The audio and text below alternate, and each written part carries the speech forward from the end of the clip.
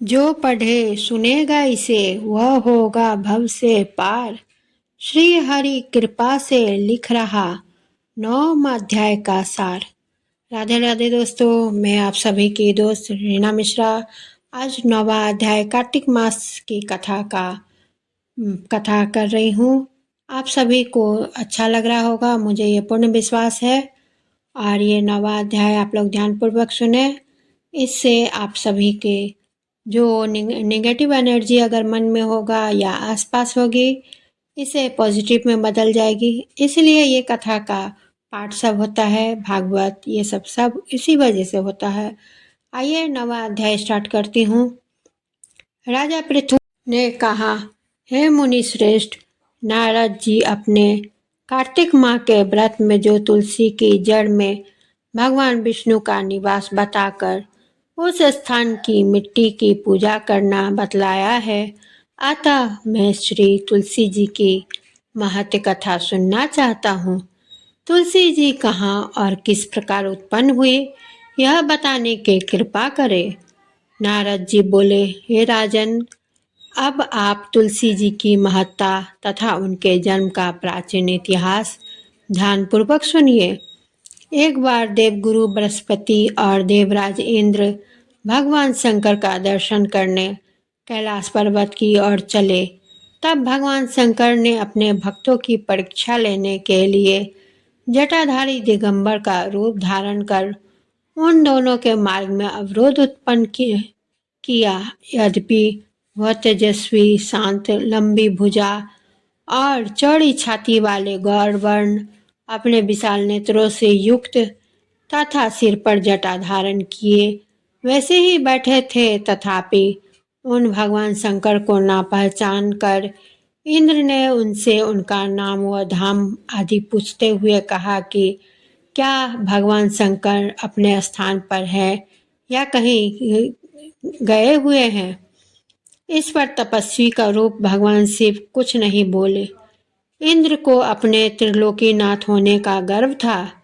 उसी अहंकार के प्रभाव से वह चुप किस प्रकार रह सकता था। उसने क्रोधित होते हुए उस तपस्वी को धुरक कर कहा, अरे मैंने तुमसे कुछ पूछा है और तू उसका उत्तर भी नहीं देता। मैं अभी तुझ पर वज्र का प्रहार करता हूँ, फिर देखता हूँ कि कौन तुझे दुर्मति की रक्षा करता है। इस प्रकार कहते जैसे ही इंद्र ने इस जटाधारी दिगंबर को मारने के लिए हाथ में वज्र लिया, वैसे ही भगवान शिव ने वज्र सहित इंद्र का हाथ स्तंभित कर दिया और विकराल नेत्र कर उसे देखा। उस समय ऐसा प्रतीत हो रहा था कि वह दिगंबर प्रज्वलित हो उठा है और वह अपने तेज से जला देगा।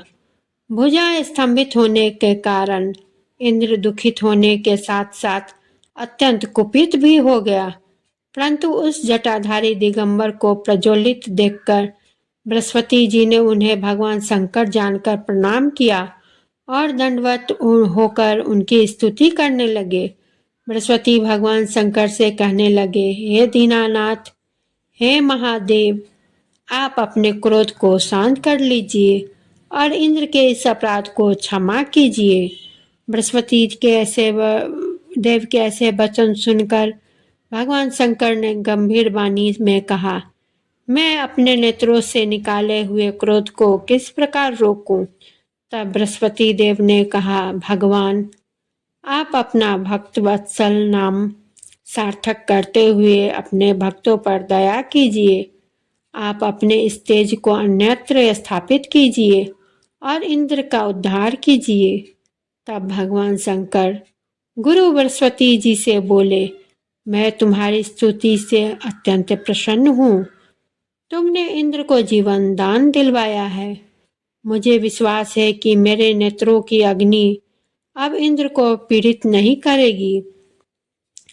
बृहस्पति जी के इस प्रकार कहकर भगवान शिव ने अपने मस्तक से निकाले हुए अग्नि में तेज को अपने हाथों में ले लिया और फिर उसे क्षीर सागर में डाल दिया। तत्पश्चात भगवान शंकर अंतर्ध्यान हो गए। इस प्रकार जो जानने की कामना की थी उसे जानकर इंद्र तथा बृहस्पति अपने अपने स्थान को चले गए। दोस्तों, यह 9वां अध्याय आप सभी को कैसा लगा? लाइक, शेयर और कमेंट जरूर करें और मेरे चैनल को सब्सक्राइब जरूर करेंगे, ये मुझे पूर्ण विश्वास है। इसी के साथ मैं विदा लेती हूँ। धन्यवाद।